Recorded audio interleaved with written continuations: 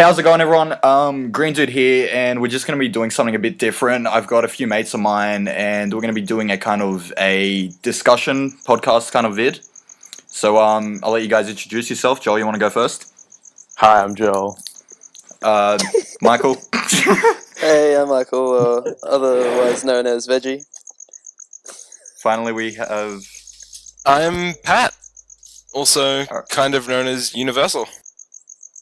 Alright, so yeah, Michael, he's Veggie Defender. I'll put a link to his channel below. Don't have to. You guys don't have your own channels. You don't want subs, whatever. Anyways, we're just going to be going for it. Today we have a few different topics we want to discuss. We've got the new Pokemon Generation 6 announcement. Activision dominating the gaming world. So Activision has Call of Duty, the Call of Duty franchise, as well as the World of Warcraft franchise. Unfortunately. Your opinions on the YouTubers today, and just to spice things up a bit, what you guys did in terms of Beyblading back in the day, if you did it at all. So, first up, who's actually seen the Pokemon Generation 6 trailer? Oh, I have. Yep. Yeah, same. Yeah. So everyone's actually seen it. Yeah, it's amazing. I'm actually glad that they're forcing people to buy the 3DS, because as a proud owner myself, I want to be able to, I guess, verse people more and communicate and interact with them more with my 3DS. Are you guys going to get it, or... You know what? I think this is probably the Pokemon generation that I actually feel I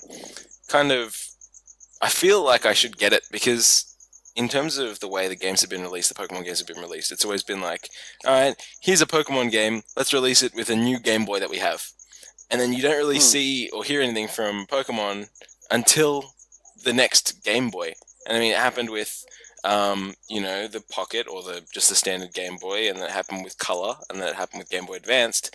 And then... And the SP. Yeah, and then the SP, and then we had the DS. True. And then we had DS for like another bloody time, and then the time after that.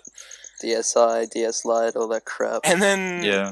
now we've got it on the 3DS, and I think it's a big step. The 3DS is, it's got its better graphics, better processing system. There's so much that they could do with it. And I think in the trailer, it kind of met my expectations. So I think I'll get it. Yeah, people for a long time... Sorry, Joel. We've all been waiting for that kind of, 3D Pokemon game with the, new battle scenes or battle system. It just looks a lot better and looks more as we want it to be, rather than two pixelated images just slightly maybe flashing against each other or so. But it's good because yeah. Look, the 3D... the only problem, I'm really looking forward to it, but as Pat said, it's brought out with a new console, and me being me, I can't afford that console. I can't afford a 3DS, even though they're really cheap. I'm just dead broke. So I won't be able to afford that. Well, it's not. Yeah, it's not too cheap, but this is what I was getting at. Well, it is a smart marketing tactic that Nintendo has pulled out. It definitely is. Yeah. Exactly. As I was saying, because not many people that I know own a 3DS besides Pat and this call. Really, this is just going to boost the sales of the 3DS up and just absolutely get it out there. And of course, Nintendo's just going to make in the big bucks, because people are going to be buying a console just for the 3DS. Buy the 3DS just for Pokemon. Yeah, that's what I would do. But the thing is, it's a new Pokemon. If they went through with the rumors I heard about them making the remake of Ruby, Sapphire, and Emerald, I might have considered buying a 3DS, because I fucking love that one. Yeah. But they brought out a new one, and you have to go through it again and stuff. Yeah. Well, and I'm not sure I want to do that, but it does look promising. I think, interestingly, just a little bit off the topic, Nintendo recently had their direct about the Wii U and the new stuff on the Wii U, and they mentioned that for the Zeldas, they're bringing out Wind Waker, as well as a new Zelda game that we'll hear at E3. And I think the fact that Nintendo is doing the same thing with Pokemon, if they were to do the same thing with Pokemon and bring back we don't know, but there's speculation that they might, with Ruby and Sapphire, and bring them back on the 3DS, they'd be doing the same thing that Nintendo is doing with Wind Waker. And I think that also entices people, because people love nostalgia in games. The reason people keep buying Pokemon is because it touches on that kind of nostalgic feel that they got when they were a kid playing Pokemon. Yeah, see, I saw a Definitely. meme recently where it's like Call of Duty audience targeted players is like kids our age, let's say 16 and up, and in actual fact, the audience is the majority of the audience is like 10 and under. And then they have another image of The Pokemon targeted audience 10 and below. In reality, the main audience is like kids 12 and up, being like our age, taking their DSs, Game Boys to school, playing it on emulators, and doing anything but their schoolwork, but instead playing Pokemon. Yes.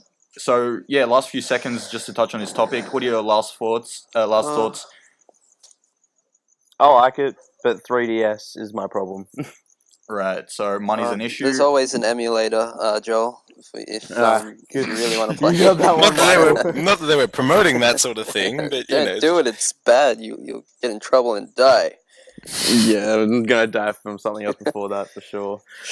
But really, when Pokemon Black and White came out, everyone was like, everyone had a go at the Pokemon because they do look funny. I'm not gonna lie. Even in the trailer, the starters look funny, but there's just something about this coming generation where everyone is more accepting of it than they were of Black and White.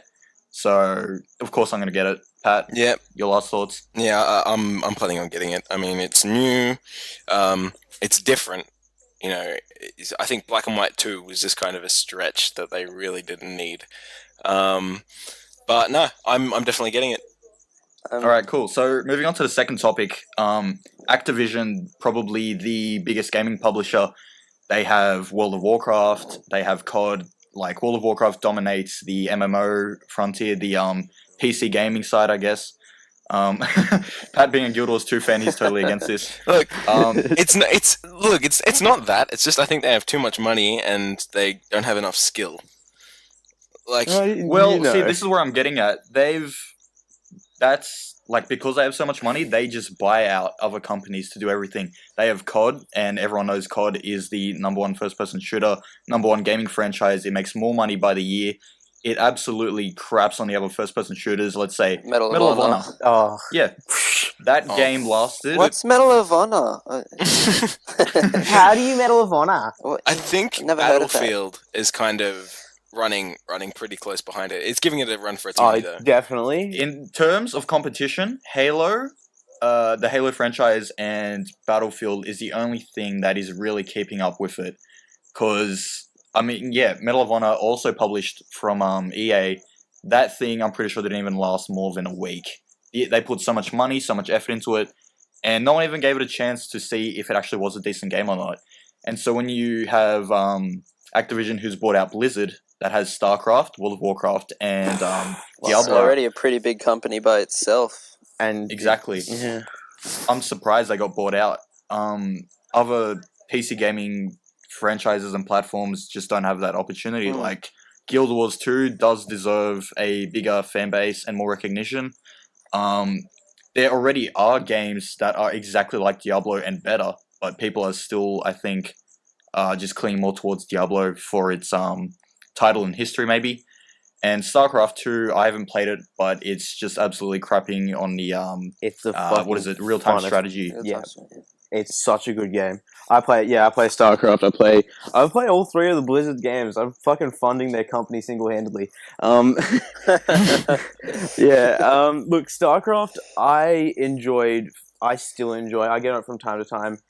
Diablo, yeah, it was great when it came out, but there are better games like it. And WoW is pretty much like the only game I play because they just find ways to keep you Your playing. life. Yeah. But how is StarCraft? Have you played any other real-time strategy games to compare it against this competition? No, like, look, not really. There's no other really, like, I guess. Age of Empires used to be is good LoL back in the real-time day. strategy? Yeah, No. it's not. Yes. Yeah, that's what I thought. And, like, I'm pretty sure it's up there because it's free. Yeah.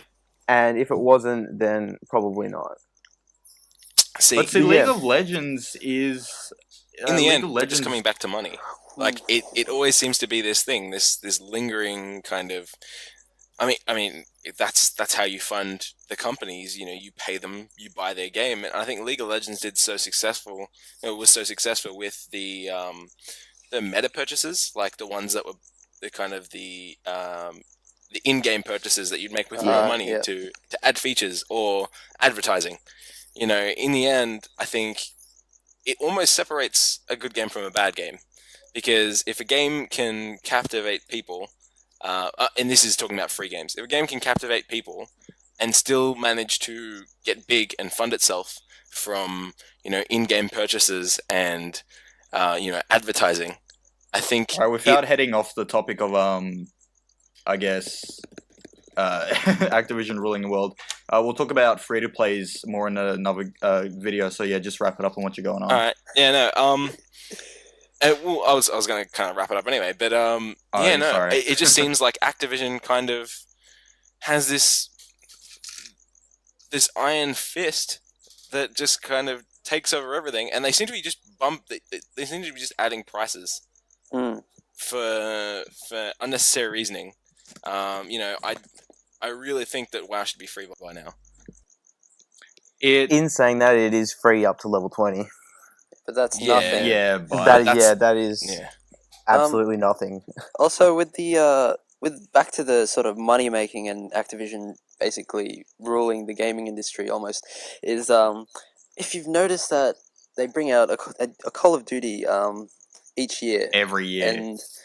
and it's basically the same thing over and over, but it's making so much money, and I just don't really understand it all, kind of thing. Yeah. So. It's like you're pretty much giving them $100 a year or whatever it is. So it almost is a subscription fee, on its own. Indeed, And it really is essentially the same thing. Like Black Ops 2, it is probably the best COD they've released in a while, but I just stopped playing it. Basically, that's it. I'm over We it. know why you stopped playing it. So yeah, I'm not really sure what other titles Activision has to dominate, but really it's just they've got all of the Blizzard games, they've got all the COD games, and whoever's in charge of the whole thing just bring it in big time. I wish I was his son or something. Well, wait, doesn't Activision own Skylanders as well? Do they? Oh my! There you go. Yeah, they publish Skylanders, so they're taking out the newest kids as well. Even the younger generations, yeah. Yeah. All right. So moving on, we have the next topic of YouTube today. This being, I guess, the whole layout, what YouTube has become, and just YouTubers in general, what it takes to, I guess, grab your attention when you're making vids and all that stuff. So everyone knows about Tabascus. He's, I guess, a comedian. A gaming comedian, yeah, sure. Yeah.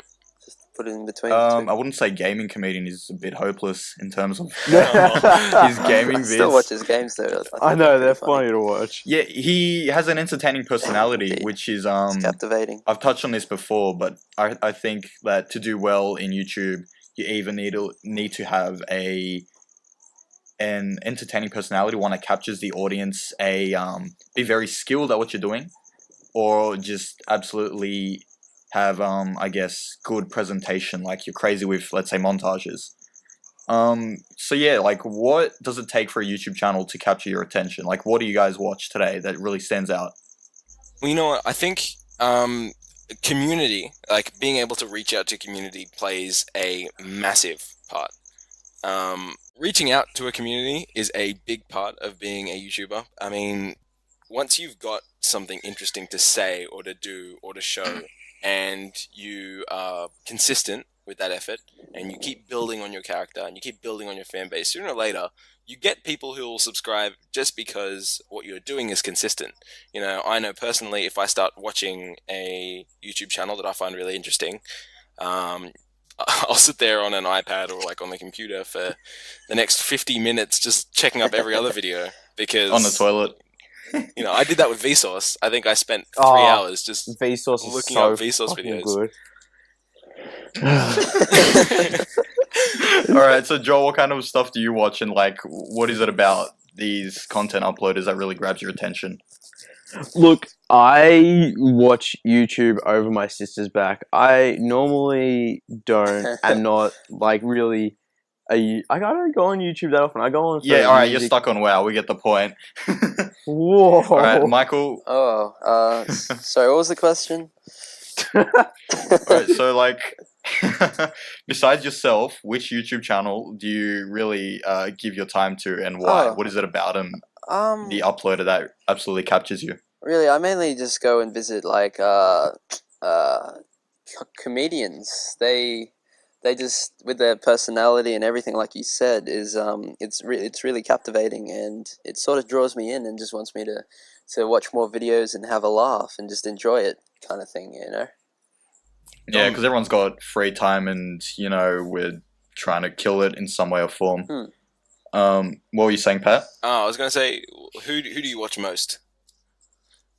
Myself, or were you directing out at Michael? No, you, Dom.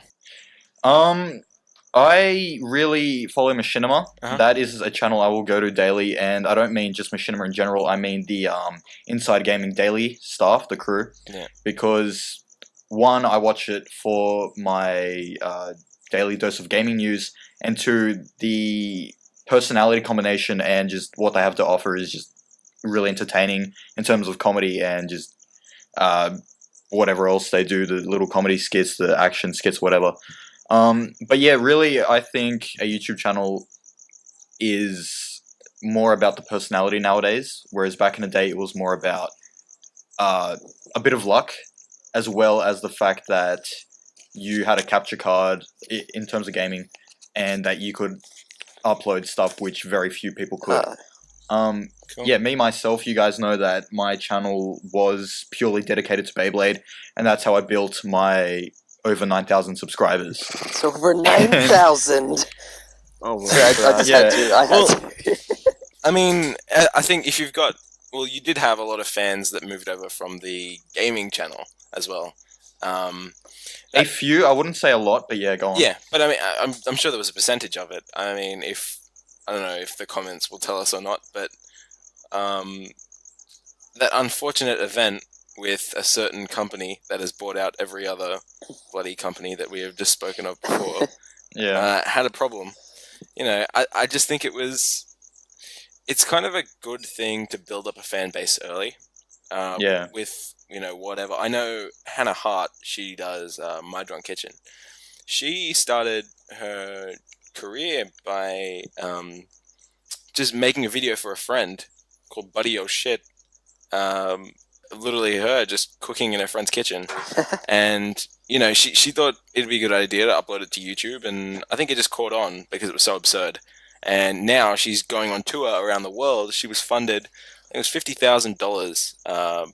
She made a Kickstarter because she wanted to go visit places of the world or places of the States first and just kind of understand who her fans were. And then it became a thing. Within 6 hours, she was supported with $50,000, and it just kept raising. And so by the end of the month, I don't know, it ends soon, but we find out how much she's made, and she's going all around the world, trying people's food and seeing who wants to, meet up. And I think that's a really important thing, to have a good fan base that you can communicate with. Plays a big part, because in the end, everybody wants to feel involved in that channel somewhere or another.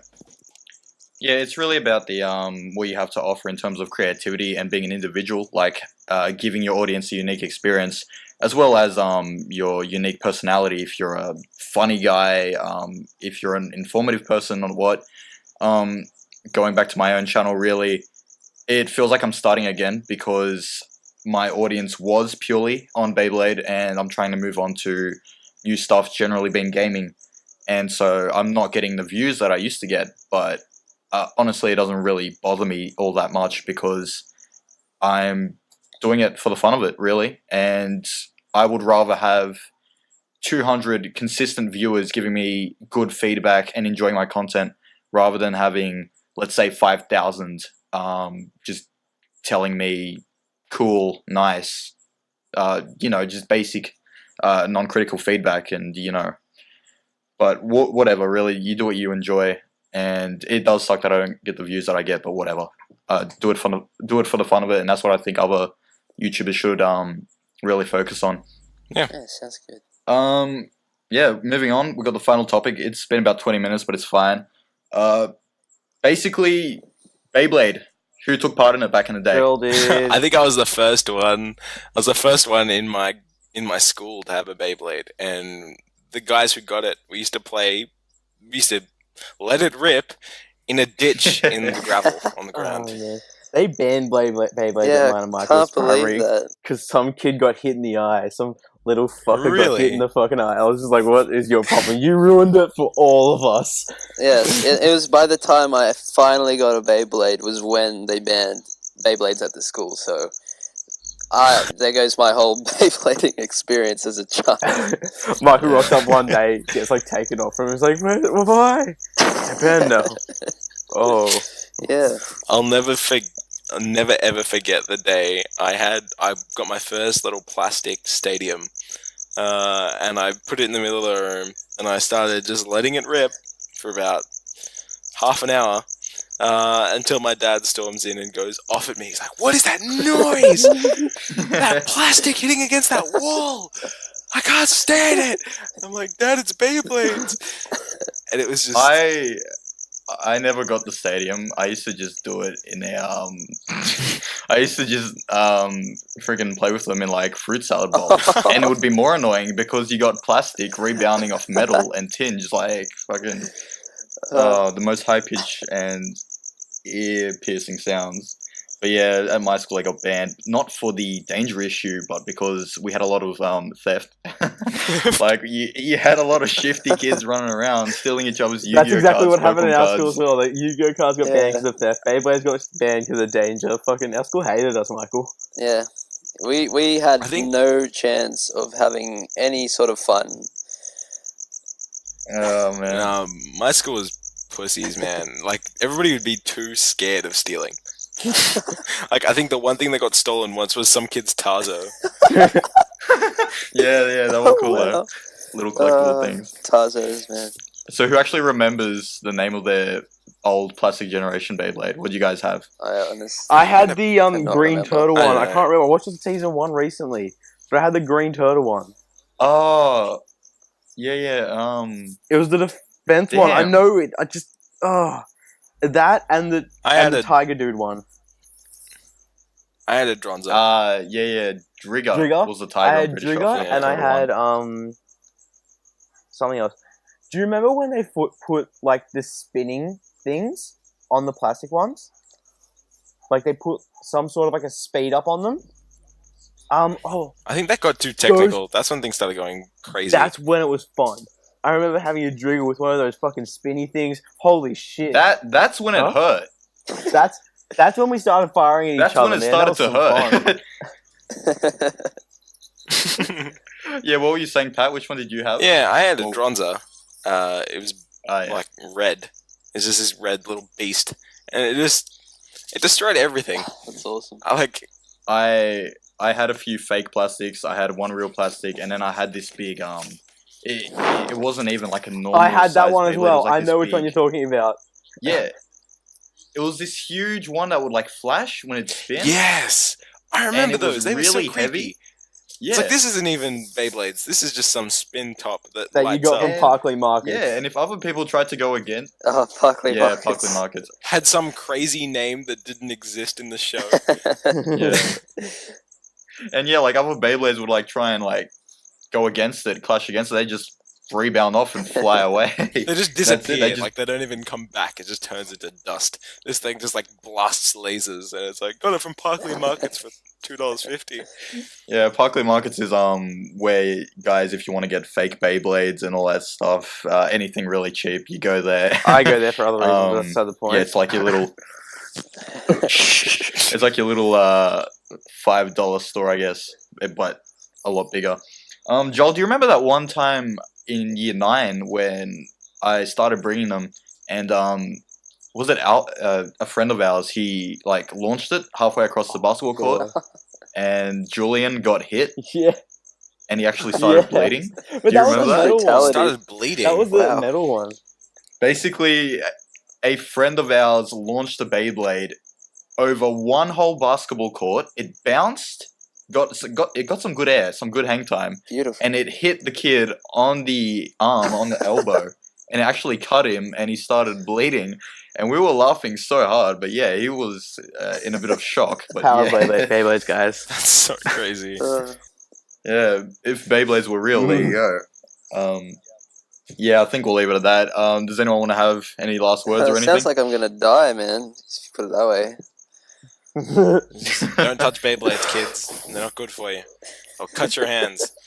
All right, I think we'll leave it with that. So yeah, thanks for watching, guys. Thanks for listening. If you enjoy this, give us some feedback, chuck a comment, give it a thumbs up. If we get enough feedback, enough attention and views, we might make it a regular thing, maybe once every few weeks, or even if it gets big enough, once every week. And yeah, I think we'll just leave it at that. Just going to talk about random stuff whenever we can, and really just give you guys something to watch. Yeah. So yeah, thanks for watching. I'm Green Dude. You guys want to say anything? Any buys? Goodbye. Cricket Man has to go. Yeah, check out Veggie's channel. Jimmy Cricket. I don't know if I should be doing this, but I'm just going to promote myself. I sell t-shirts online, so if you like video game / Adventure Time almost related clothing, look me up on Redbubble / Cool, PJ I think I Man. might. I'll put a might link do to that. Dude, sounds awesome. Alright, thanks buddy.